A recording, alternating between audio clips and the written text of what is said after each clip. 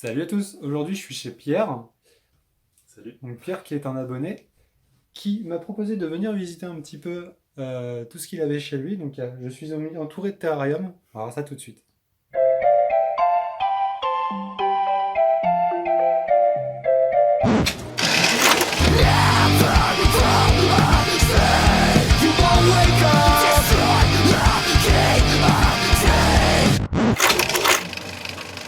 Donc alors, ça c'est le terrarium de mon Eris colubrinus femelle, donc le boa des sables du Kenya. Donc je vais la nourrir. Ça fait une semaine qu'elle n'a pas mangé, alors il faut toujours la trouver. Parce que c'est une espèce fouisseuse, donc qui se cache la plupart du temps. Et le fait d'être un boa des sables mais sans sable, ça ne dérange pas du coup. Bah alors non, parce qu'en fait, contrairement aux idées reçues, c'est pas une espèce qui vit exclusivement dans les déserts. En fait, on en trouve dans les savanes, notamment au Kenya. Et en fait, souvent, c'est un mélange de. C'est une terre sablonneuse ou rocailleuse, ou même terreuse en fait. Donc ça dépend vraiment du lieu. Donc là, on voit sa petite tête. Donc voilà. La tête qui est fulgurante. Donc c'est un chasseur à l'affût qui en fait passe la plupart du temps caché sous le substrat avec juste la tête qui sort. Et à la passage d'une proie, euh, elle sort du sable ou du sol et elle l'entoure en fait. Et Donc, là, voilà. de cette position-là à la souris gobée entièrement, on en a pour quoi Il y en a pour un moment.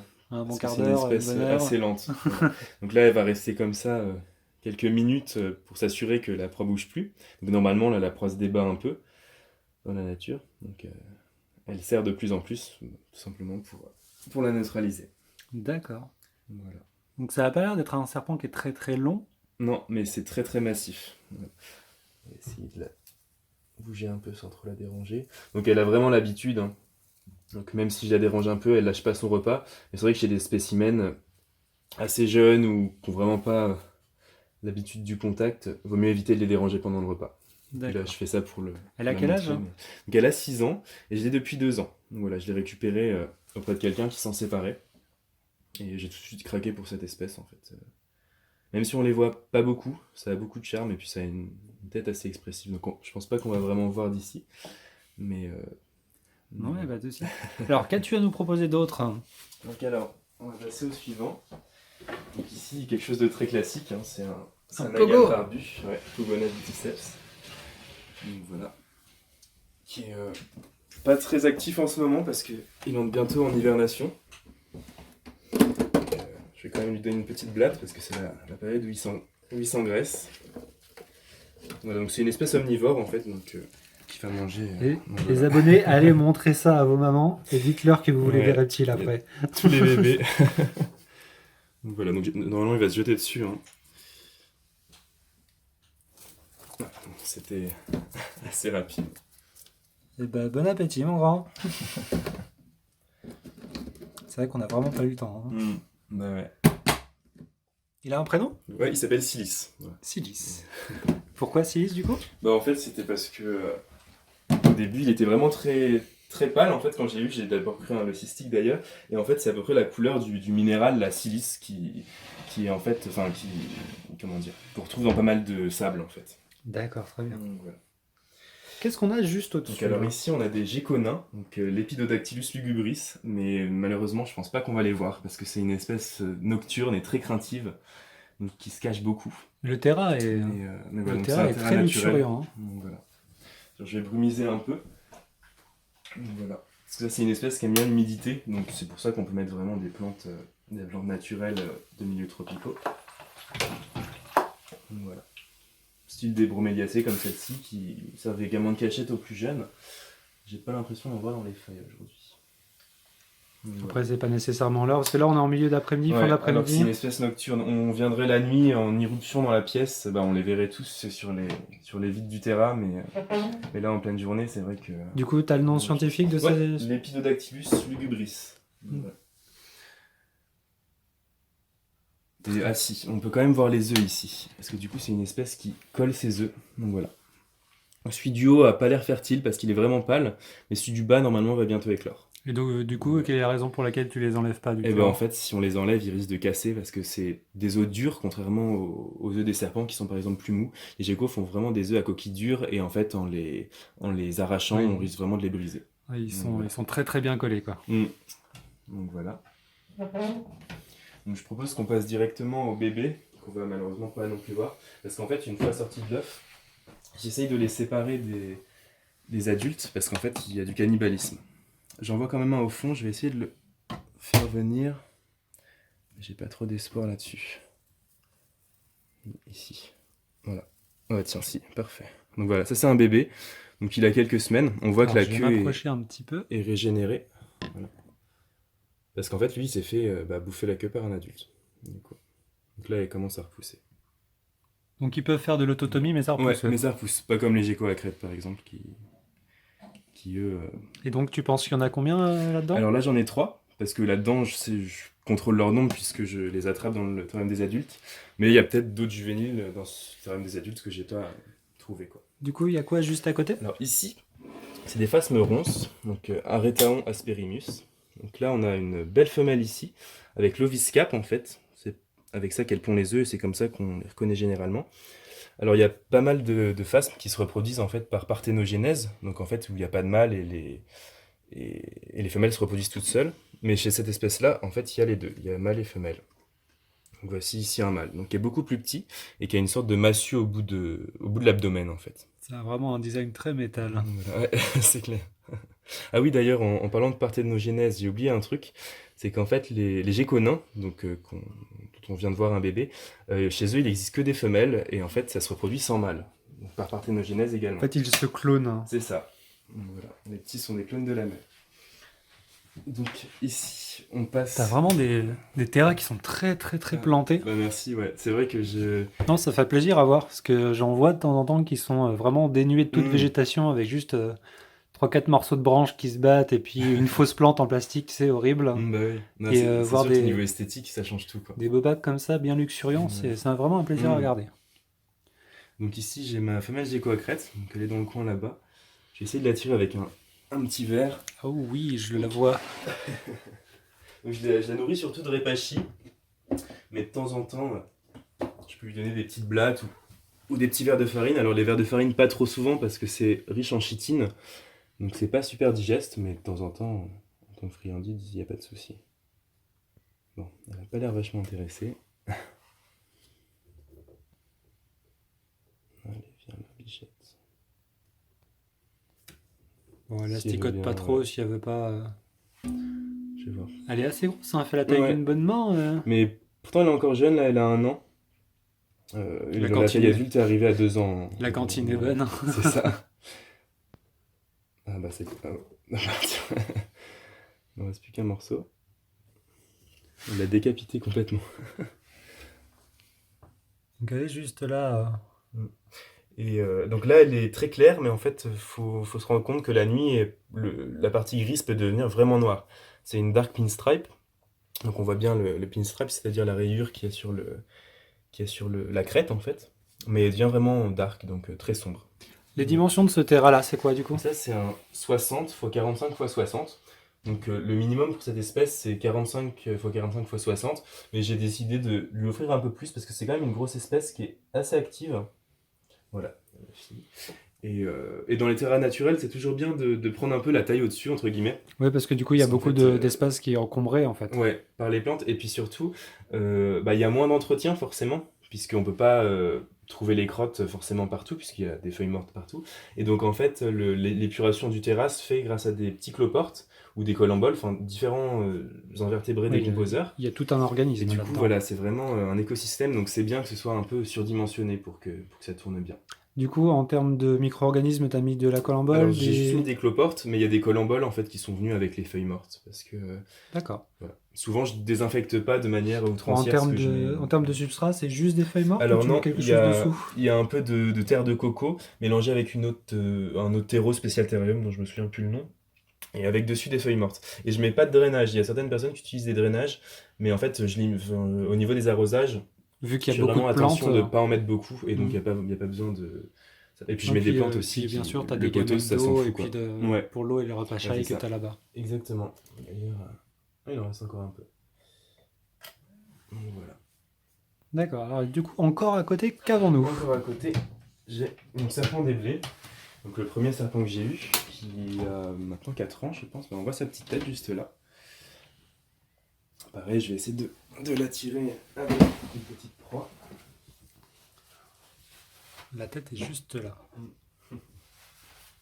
Donc c'est un élaphe. Ouais, Pantherophis guttatus. Ah, c'est un guttatus, ok. Le nom a changé, mais c'est l'anciennement élaphe en fait. Voilà. Et de mutation caramel du coup. Ce qui fait qu'elle n'a pas la couleur rougeâtre des spécimens sauvages. Une proie aussi grosse, Voilà. ça lui va? Ouais, bah en fait tu vas voir qu'elle est vraiment grande. Là elle fait 1 mètre, ça peut faire jusqu'à 1m20, 1m30. Mais tu vas la voir quand elle va sortir.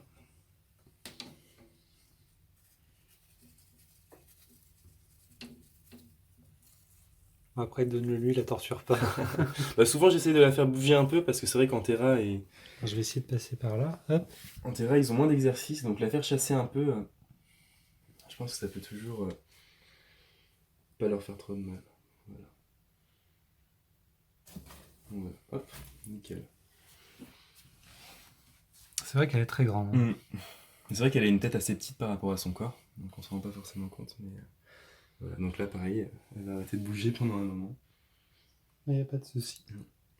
D'ailleurs, l'autre, elle a presque fini. Pour ceux que ça pourrait intéresser, alors ça doit être artificiel, les plantes que je vois là. C'est des plantes artificielles, tout ça. Mais du coup, qu'est-ce que tu mets dans ces bacs, par exemple, qui sont plantés Au niveau des espèces de plantes? Oui. Bah alors là, c'est une fougère Asplenium nidus, donc qu'on trouve très facilement en jardinerie, et en fait ça a l'avantage d'avoir des feuilles qui sont très grandes, donc qui supportent facilement le poids des petits lézards, donc c'est pas mal. Et puis en fait c'est une plante qui peut être épiphyte, donc c'est pour ça que j'en ai mis dans des demi-noix de coco, avec de la mousse par-dessus, de la terre, tout ça. Et donc en fait c'est assez sympa, on peut en mettre partout. Ici c'est Chlorophytum comosum, donc c'est une plante pareille qui peut être épiphyte ou non, donc on trouve très facilement partout, c'est la fameuse plante araignée. Faites-le plein d'informations parce que moi j'ai pas de terrarium à la maison, donc du coup tous ces conseils-là sont bons. Et puis du coup la grande liane qu'il y a là, c'est un pothos, donc Sandaspus aureus si mes souvenirs sont bons. Pothos qui est pareil se trouve voilà, dans se toute trouve bonne très jardinerie. facilement. J'utilise surtout des plantes très communes. Et le pothos c'est très bien parce que ça pousse pas mal et ça épure bien les sols, quoi. D'ailleurs, le C'est une plante pothos, pour ceux dépolluante. qui ont des bacs des aquariums, hein, ça débarrasse la plupart des aquariums des nitrates. Ouais, c'est sûr. Si vous plongez des racines de pothos avec un pothos qui a l'air libre, Mm. bah, en fait, il va pousser, il va bien pousser d'ailleurs, Ouais, c'est sûr. en débarrassant le bac de certaines impuretés. Bon, bien sûr, ça ne remplace pas un filtre, mais en addition, c'est tout à fait acceptable. C'est sûr. Voilà. Est-ce qu'on a fait le tour? Bah oui, je crois. Ah non, il y a encore les bébés aussi. Voilà. Donc il y a les bébés de la bois des sables. Voilà, donc ils sont ici avec derrière la plaque chauffante qui les chauffe. Et on en voit un morceau de ce côté-là aussi. Donc je vais en sortir 2 qui vont avoir le droit de manger. Les autres, je les nourrirai par la suite. Donc en fait, ici, on voit bien le comportement. Là, le petit point qu'on voit, c'est en fait le bout du museau dans le sable. Faut avoir l'œil. Hein. Une fois. Et donc, ils sont dans un sable, c'est du red sand. C'est ça, ça devait être du sable Exoterra que j'ai acheté il y a longtemps, j'avais un gros sac. Voilà. Donc je vais les nourrir en terra, mais avec une proie bien essuyée, et puis un rosé, donc il n'y a pas de poils qui vont pouvoir attraper du sable. C'est toujours important d'éviter les occlusions, mais chez les spécimens adultes qu'on nourrit avec des proies avec des poils, vaut mieux les sortir du terra s'il y a du sable. Il faut le temps qu'ils réagissent. Voilà. Voilà, il est vraiment. J'imaginais pas qu'il était aussi large juste en voyant son bout de museau. Ouais. Ah bah oui, ils sont vraiment dès la naissance, ils sont vraiment. C'est des sacrées patates. Hein. Ouais. Et l'autre. Tiens, là comme ça on le voit bien. Voilà. Donc les petits sont magnifique. beaucoup plus colorés que les adultes, surtout les femelles, parce que les femelles sont assez ternes en vieillissant. Il est vraiment super joli, je trouve. Voilà. On va voir s'il accepte lui aussi. Parce que c'est vrai que c'est une espèce qui est parfois un peu chiante au début pour se nourrir. Ah, visiblement, c'est pas son cas. Voilà. Bon, si ça peut terminer de convaincre certaines personnes que non, je n'ai pas peur des serpents, j'ai juste pas envie d'en avoir. Ah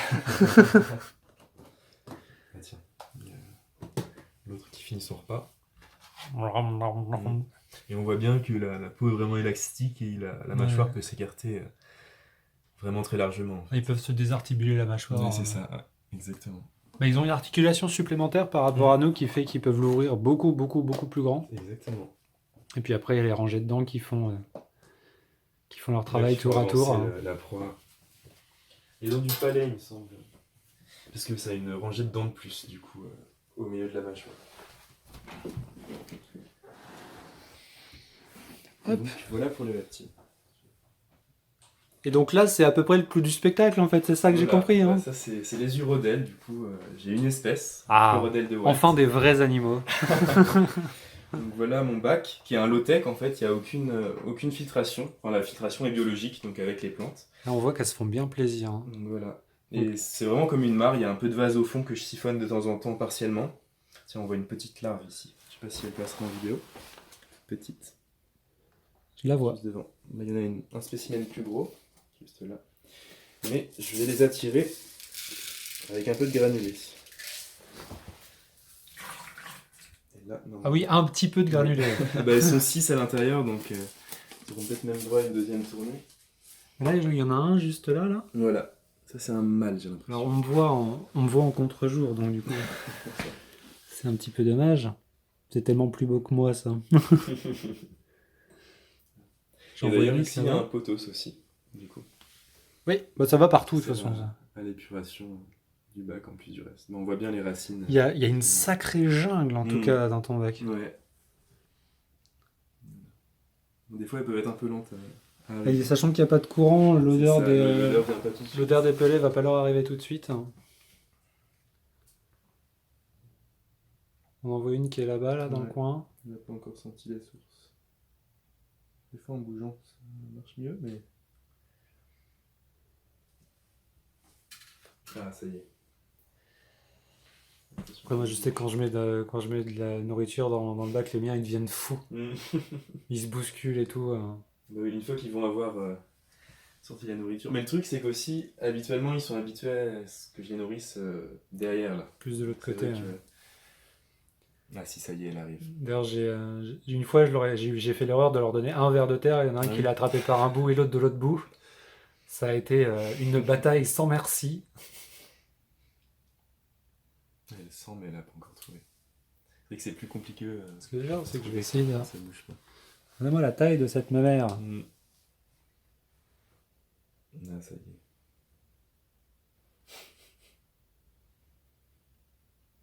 Encore un peu à côté, ma grande. C'est ça.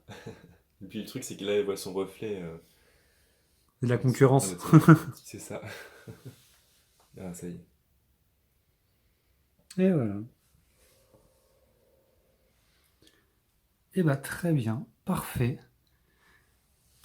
Non, parce que moi je commence à désespérer, les reptiles, tout ça. Eh bah c'était impeccable. Aussi les petits en bas, si on veut y jeter un petit coup d'œil vite fait. Alors c'est pas très lumineux à ce moment de la journée. Là-dedans c'est les grosses larves, parce que les toutes jeunes sont élevées en poubellarium l'été, mais là elles commencent à... Donc ça, ce sont des larves de pleurodèle. Ouais, c'est ça. Et puis là, il y a un eft ici qui vient de perdre ses branchies. Donc contrairement à pas mal d'espèces de tritons, les pleurodèles en fait restent vraiment aquatiques toute leur vie. Alors elles peuvent sortir de l'eau si jamais il y a une sécheresse, mais c'est vrai que normalement quand il n'y a pas de souci... Il n'y a quasiment pas de phase de transition. C'est ça, ouais. Même pas du tout en l'absence de sécheresse en fait. Enfin, en tout cas, je sais que chez les miennes, j'en ai jamais vu qui essayaient de sortir de l'eau. Enfin, moi, en fait, on met devant ça, on me dit pas que ce sont des larves de pleuros. Pour moi, ce sont des larves d'axolotes. Ah bah oui, c'est bah, rigoureusement la même chose. Hein. C'est identique, ouais, avec les branchies externes. Et en fait, c'est marrant parce que toutes les larves de tritons et de salamandres se ressemblent vraiment beaucoup. Alors, il y a quelques différences, mais il y a toujours ces branchies plumeux. Notamment, j'ai rencontré un Belge qui avait des larves de salamandre. Mais qui sont pas néoténiques normalement, et qui avaient des spécimens de deft comme ça, mais qui étaient tellement gros que moi là, ils sont sympas tes axolotes, ils ont une coloration très particulière. Il me fait non, ce sont des larves. Alors je ne me rappelle plus quelle salamandre, mais une bonne salamandre des bois quoi. Mais sauf que ces larves ont décidé de ne pas se métamorphoser. Ça faisait 4-5 ans qu'elles étaient comme ça. Et donc elles ont décidé d'être néoténiques pour une raison ou pour une autre qui va nous échapper, je pense, encore pas mal de temps. C'est sûr. Mais voilà, elle vivait et était considérée quasiment comme des axolotes. Mais c'était des larves de salamandre, Salamandra algira, je crois. D'accord, oui. Oui, donc celle qu'on a le droit d'avoir en France sans CDC, je crois. C'est ça. Contrairement à Terrestris qui est protégée. Et bah Pierre, merci beaucoup pour la visite, De ça fait rien, c'est avec plaisir. plaisir.